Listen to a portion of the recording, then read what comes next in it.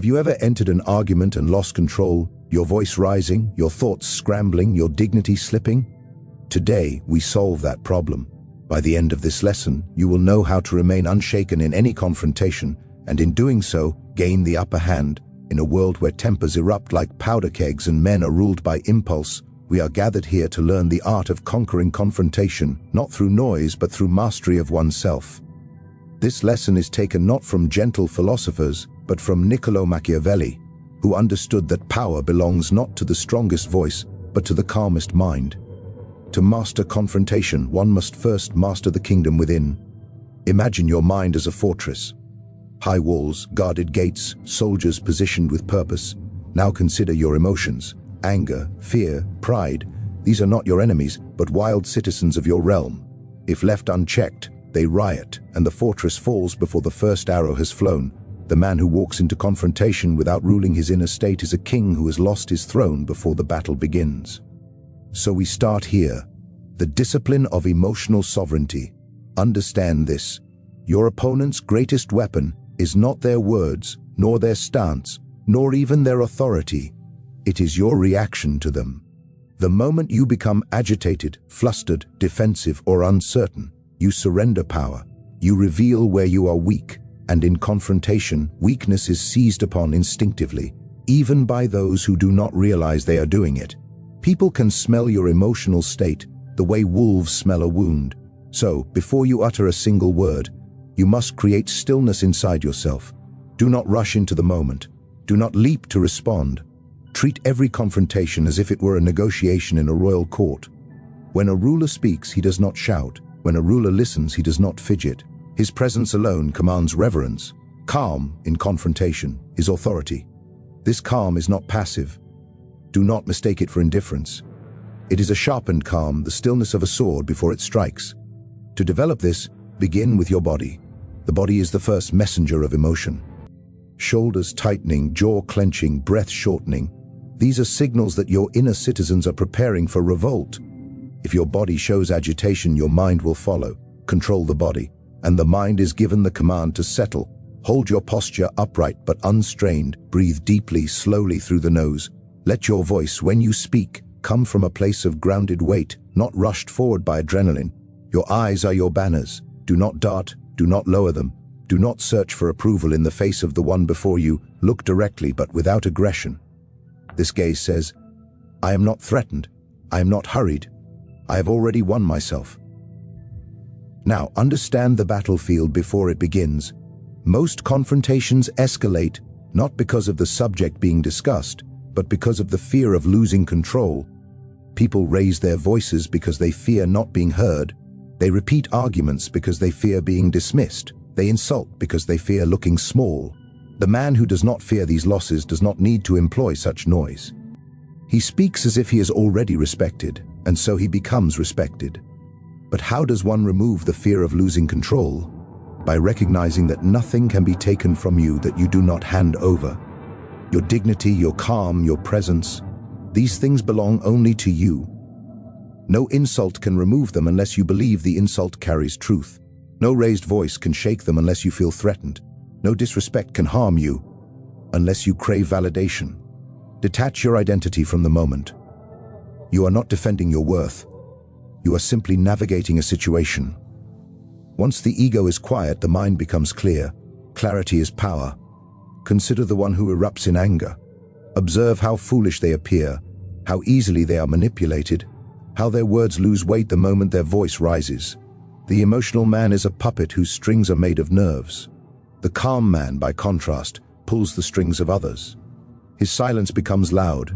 His stillness becomes unsettling. His restraint draws all attention, for it is rare, and what is rare becomes valuable. When you remain calm in confrontation, the other person begins to question themselves. Why aren't you reacting? Do you know something they don't? Are you stronger than they expected? Are they overplaying their hand? Doubt grows in them, and doubt is a crack in the armor through which influence seeps. Control is not taken, it is offered. When you do not offer it, they cannot possess it. There will be moments where your emotions roar inside you. Pride may surge when you feel insulted. Anger may ignite when someone crosses a line. Anxiety may whisper warnings of loss or conflict. These sensations will come. Do not attempt to destroy them. Do not pretend they do not exist. Instead, observe them as though you are a ruler watching citizens shout from a tower above the courtyard. You hear them, but you are not among them. You are not one of them. You are the one who decides when the gates open and when they close. This is the discipline Machiavelli would commend, to appear as if no force can move you, and in doing so, to make yourself unmoving. For the calm man does not simply survive confrontation. He steers it, he shapes it. He sets the tone, while the other reacts. And the one who reacts is never the one in control. In confrontation, the greatest mistake a person makes is believing that victory comes from speaking. They rush to prove themselves. They argue, they defend, they justify, they explain, and in this flood of words they reveal everything that should have remained hidden. They expose their fears, their insecurities, their intentions, their values, even the limits of their knowledge. A man who speaks too quickly enters the battlefield without armor. Machiavelli understood that knowledge is power, and one cannot gather knowledge while the mouth is open. The moment you speak, you stop observing. The moment you rush to respond, you stop analyzing. A man who speaks less gains more information than the one who speaks endlessly. Silence is not passive. Silence is strategic. Silence is how you learn where your opponent is vulnerable. Consider how people behave when given space to talk. They feel compelled to fill silence, and in that compulsion, they expose themselves. They reveal their desires, their resentments, their assumptions, and most importantly, their emotional state. An emotional man is predictable. A predictable man is controllable. But none of this is seen by the one who rushes to speak. To speak less, you must first discipline the impulse to respond immediately. When confronted, the instinct is to defend yourself, to correct the opponent, to prove your stance. But this instinct is the very thing that places the leash around your neck. You become reactive, and the reactive man does not choose the path of the confrontation. He merely follows it. The one who speaks less is not reacting. He is designing the confrontation. Observe first. Let the other speak. Let them think the silence is permission. Let them think your stillness is ignorance. Let them underestimate you, because underestimation is one of the most advantageous positions a strategist can hold. When they believe you are less than you are, they reveal more than they should.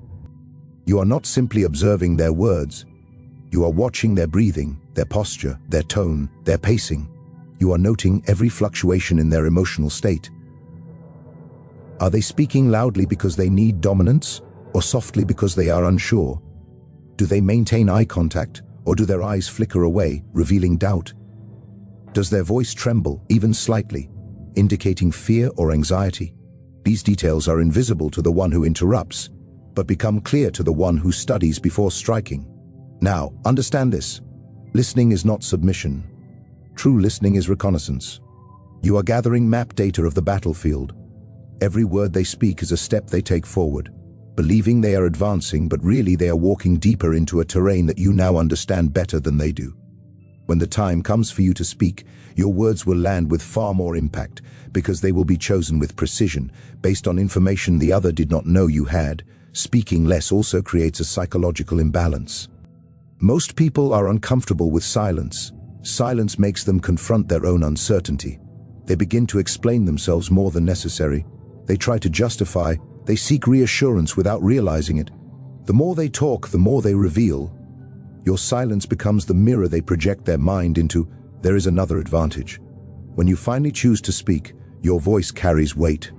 People respect the words of the one who is selective in speech. If you speak rarely, everything you say becomes important. If you speak constantly, your voice becomes noise. You must train your presence so that when you speak, others listen not because you demand attention, but because your silence has already commanded it. Do not aim to be mysterious. Aim to be unreadable. Mystery invites curiosity. Unreadability invites caution. The unreadable man is dangerous because no one knows how to predict him, and if they cannot predict you, they cannot control the confrontation. When you listen, do not plan your response while the other is talking. This is where many fail. They appear silent, but internally they are already preparing their counterattack. This is not true observation. True observation is complete attention. You are not preparing your words yet. You are absorbing theirs. When they finish, pause. Even a brief pause creates power. It signals that you think before you speak, and thinking men are not easily manipulated. When you do speak, be direct. There is no need for speeches, no need to justify, no need to over-explain. A few carefully chosen words carry more force than a river of emotional language. Your tone should be calm, grounded, and certain, not aggressive, not defensive. Certainty is respected more deeply than volume. A man who speaks less controls the pace of the confrontation. He decides when it rises and when it settles. The emotional combatant will burn out, while the calm observer remains steady. The observer becomes the strategist, and the strategist is the one who shapes the outcome of the encounter. You said, before entering any confrontation, the decisive person has already chosen the result they seek. This is the difference between those who drift into conflict and those who command it. The average person walks into a disagreement hoping to defend themselves, to be understood, to win approval, or to be proven right. These are emotional goals, shifting like sand beneath the feet. Their words become reactive, shaped by the mood of the moment, pushed and pulled by the intensity of the argument. And because they do not know what they want, they leave the confrontation drained, dissatisfied, or defeated. But the one who knows the outcome beforehand does not wander. He navigates. Like a commander who does not ride into battle without a strategy, you must not speak a single word until you know precisely what result you want. Are you aiming to diffuse the conflict peacefully? Are you aiming to establish dominance? Are you aiming to withdraw your involvement with dignity? Are you aiming to expose hypocrisy? Are you aiming to make the other person reveal something concealed? The clarity of your goal determines the shape of every move that follows. A man without a chosen outcome is led by emotion. A man with a chosen outcome leads the situation. When you know the outcome, your mind becomes focused and your language becomes deliberate. You no longer waste energy proving yourself. You no longer chase the approval of others. Your words become sharper, your presence more grounded, because they are directed toward a defined end. Every sentence is a step toward the goal. Every silence is a step. Every pause is a step. You stop reacting and instead you begin orchestrating. Consider the difference between two men entering confrontation. One reacts to every word spoken to him. He becomes angry when insulted, defensive when questioned, loud when challenged. His emotions dictate his direction. He is a ship tossed by the waves. This man cannot shape the confrontation shapes him. The other man enters with an outcome already chosen. He may hear insult, but insult does not change his course. He may be challenged, but the challenge does not redirect his purpose. He may face accusation, but accusation does not shake him. He responds only in ways that move him closer to his intended result. His speech becomes economical. His energy is preserved. He wastes nothing. This is what Machiavelli meant when he emphasized strategy over passion. It is not that one must lack emotion. It is that one must rule emotion and give it direction. Passion without direction burns wildly. Passion guided by purpose cuts like a blade. To choose the outcome, you must ask yourself, what is the benefit here? What do you stand to gain or lose? What course of action elevates your position? What course maintains your dignity? What course weakens you? Do not be afraid to choose withdrawal if withdrawal strengthens you. Not all battles are meant to be fought. Often, the greatest demonstration of power is indifference to provocation. Once you decide your outcome, the tone of the confrontation shifts. The other person may not know why, but they will feel the power of your clarity. Emotional combatants are disarmed when facing someone who is not emotionally entangled. They expect chaos. They expect escalation. When you remain focused, they lose their footing. They sense they are not leading the confrontation, but responding within it. Determining your outcome also prevents you from being baited into secondary conflicts. The other person may try to drag you sideways into emotional traps. You always do this. You never listen. You don't care about me. So you think you're better? These lines are designed to provoke emotional reaction. But when your goal is clear, you do not take the bait. You do not chase the side road. You stay on the direct path toward your objective. This does not mean your speech must be aggressive. It means your speech must be intentional. If your outcome is peace, then your tone is patient and measured. If your outcome is dominance, your tone is steady and assertive. If your outcome is withdrawal, your tone is final and unyielding. Your tone is a reflection of the conclusion you have already chosen. You are not guessing. You are not trying. You are not negotiating with your own emotions while you speak. You have already decided. When your goal is chosen, time becomes your ally. You are in no rush to prove anything. You are not desperate to be heard. You do not fight for validation. You speak as though the outcome is already unfolding, and in many cases it will. The calmness that comes from knowing your aim is magnetic. It shifts authority toward you. The other person feels compelled to match your energy or fall beneath it. Determining the outcome before you speak gives you direction, and direction gives you power. The confrontation becomes a path you walk, rather than a storm you endure. In confrontation, most people believe that power is shown through movement, through volume, through force, through dominance displayed outwardly. They speak quickly, gesture sharply, pace, interrupt, and attempt to seize control through intensity, but this is the behavior of the inexperienced. Machiavelli would say that true power is not in movement, but in the lack of it. Silence is a blade concealed beneath a calm expression. Stillness is a stance that unsettles the unprepared. When others rush forward, the one who remains unmoving becomes the fixed point around which the entire confrontation revolves. Silence is not emptiness. Silence is pressure. When you do not react, the other person is forced to confront themselves. Their words echo back at them. Their emotional state becomes more pronounced. They feel the weight of their own aggression. And because they are anticipating resistance, your calm presence denies them the conflict they were prepared for. This creates dissonance. They do not know how to proceed. And in this hesitation, you gain control. Understand that confrontation is not merely about what is said. It is about how space is held. When you maintain your posture, your breathing, your gaze, you show that you are not threatened. Most people do not realize how much they reveal through movement. A fidget is doubt, a sigh is frustration, a flinch is insecurity. The slightest shift can communicate what you are trying desperately to hide. But when you are still, when your body is a statue with will behind it, you send a message stronger than any sentence. I am unshaken. Stillness gives you time. It slows the pace of the confrontation. This is crucial. When conflict speeds up, emotions take over. Words come faster than thought. Reactions surge forward. Logic dissolves. But when you hold stillness, you slow the tempo. You maintain clarity. You think while the other reacts. The person who controls the pace controls the outcome. Silence also forces the other person to reveal their intentions. If they expected you to argue, your silence leaves them uncertain. If they wanted to provoke you, your calm denies them their victory. If they hoped to confuse you, your stillness shows you cannot be moved by their tactics. They begin to expose more of their strategy simply because they are trying to find a way to break your composure. And the more they expose, the more you understand the battlefield. Think of silence as creating a vacuum. People are uncomfortable with emptiness. Most individuals fear space where their thoughts can be heard, so they fill it. They talk more than they need to. They justify, they apologize, they escalate, they repeat themselves. And the more they speak, the more their true motives come to the surface. Your silence invites them to unravel themselves. Stillness must also be internal.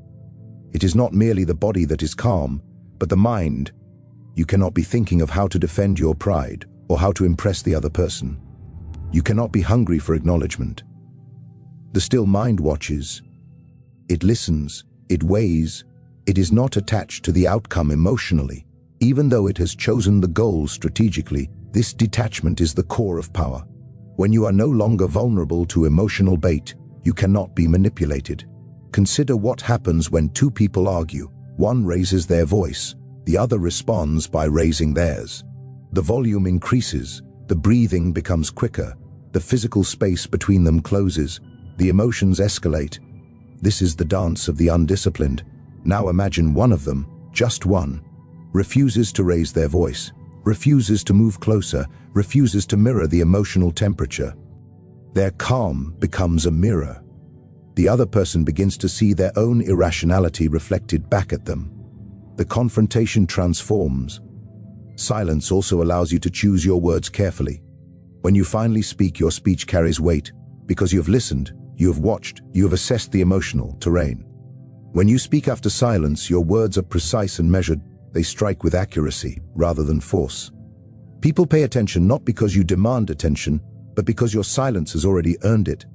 Stillness can be intimidating, but not through aggression. It is intimidating because it communicates mastery. The calm individual appears in control of himself. and therefore capable of controlling the situation. Even those who do not consciously understand this will feel it. Authority is sensed before it is acknowledged, and silence is one of the strongest signals of that authority.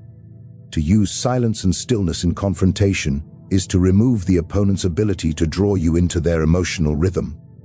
Every confrontation has a rhythm, a pull towards speed, heat, explosion. But when you choose stillness, you change the tempo. The confrontation bends to you instead of the other way around.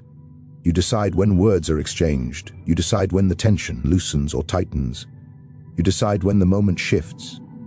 Stillness is not withdrawal. It is positioning. It is presence sharpened. The still man is not passive. He is preparing. He is choosing his moment. And because he waits, his timing becomes impeccable. The strike of the one who waits is always more impactful than the flurry of the one who rushes. In any confrontation, the final moment determines everything. Not the beginning, not the chaos in the middle, not the emotion that may have stirred between words. It is the ending that writes the memory. The last sentence spoken becomes the one repeated in the other person's mind. Yet most people do not end with intention. They drag the conversation on, trying to justify themselves, trying to have the last word, trying to feel victorious through sheer volume or repetition. And because of this, they lose the advantage they may have built. They speak past their moment of power. Ending with precision means you conclude the confrontation deliberately. You choose the exact moment when your point is complete, when your presence has been fully expressed. Then you stop. You do not ramble. You do not reopen the discussion. You do not explain beyond what is necessary. A single clean sentence is often stronger than 10 paragraphs of emotional elaboration. Machiavelli understood that power is not in how much you speak, but in how decisively you finish. Precision creates finality. Finality creates authority. To end with precision, you must first recognize the natural peak of the exchange. Every confrontation has a climax, the point where the core truth has already been laid bare. You can feel it.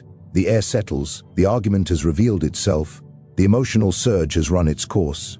Most people talk past this moment because they are driven by the desire to win, to keep hammering until the other surrenders. But in doing so, they dilute their impact. They turn a strong conclusion into noise. Instead, when your point has been made, when your presence has been felt, when your clarity has settled into the moment, stop. Say the sentence that closes the doorway. Say the line that cannot be twisted, cannot be debated, cannot be reopened, and then walk away. Walking away is part of the precision. Leaving the conversation signals control. The one who ends the confrontation without needing permission demonstrates self-command and emotional sovereignty. You are not seeking their agreement. You are not waiting for confirmation that your point was accepted. Your words stand without support. Most people fear stopping because they fear being misunderstood. They fear the other person, not seeing their perspective, not accepting their correctness. But understand this, you are not responsible for the thoughts of others. You are responsible only for your expression of truth. Once your position has been stated with clarity, any additional talking is weakness disguised as effort. Ending with precision also means removing unnecessary emotion from your final words. The last sentence should not be a plea, nor should it be an explosion. It should be controlled, measured, and clean. Emotion, in the conclusion, invites argument. Precision ends it. When you speak your final sentence, your tone matters. Calm, steady, unhurried, the kind of tone that implies certainty, not aggression. Aggression reveals insecurity. Certainty reveals mastery. If you feel the need to shout, the confrontation has already escaped your control. The powerful man does not raise his voice. The powerful man does not rush. The powerful man does not flinch. Study historical leaders, generals, and statesmen. The ones who commanded nations with their words did not speak like storms, they spoke like inevitability. Their final lines were delivered as if the conclusion already existed before they spoke it. This is what precision feels like. Inevitability, ending with precision, also prevents escalation. The longer a confrontation drags on, the more likely it is to devolve into emotional retaliation, personal attacks, and wounds that linger far longer than the disagreement itself. Precision allows you to end the situation before it dissolves into chaos. You preserve your dignity. You preserve the clarity of your message. You preserve the respect others have for your composure. To end with precision, you must trust your judgment. When the moment arrives, you must choose the sentence without hesitation. It may be a simple statement of your position. It may be a boundary. It may be a refusal. It may be a declaration of conclusion. It does not need to be poetic. It needs to be final, examples of precision in tone. I have said what I needed to say. This is my decision. I am done with this conversation. This is where I stand. We will continue this when emotion is no longer involved. No further explanation is necessary. These sentences do not invite continuation. They assert closure. They signal that the confrontation has reached its endpoint. The other person may attempt to reopen the discussion, but your stillness, your silence, your withdrawal will reinforce the end you have chosen. You do not re-enter. You do not explain. You do not defend. You have already spoken. Ending with precision also leaves the strongest impression. People remember the last feeling they experienced in your presence. If you end with calm certainty, they remember you as composed and powerful. If you end emotionally, they remember the chaos. The conclusion of the confrontation shapes your reputation, and reputation, as Machiavelli emphasized, is one of the greatest forms of power. Mastering confrontation is not about raising your voice, overwhelming the other, or winning an argument in the moment. It is about mastery over yourself, strategy in your actions, and precision in your words. To remain calm, speak less and observe more, know your outcome before you act, wield silence and stillness as weapons, and end with absolute precision, is to command not only the situation, but also the perception of power itself. These are the tools of the composed, the calculated, and the formidable. The principles Machiavelli would endorse for anyone who seeks to turn confrontation into advantage. When you internalize these lessons, you no longer react to conflict. You shape it. You move within it deliberately. You emerge not only unshaken but respected, your authority unquestioned, your presence felt long after the words have faded. Mastery in confrontation is mastery over oneself, and in that mastery lies true power.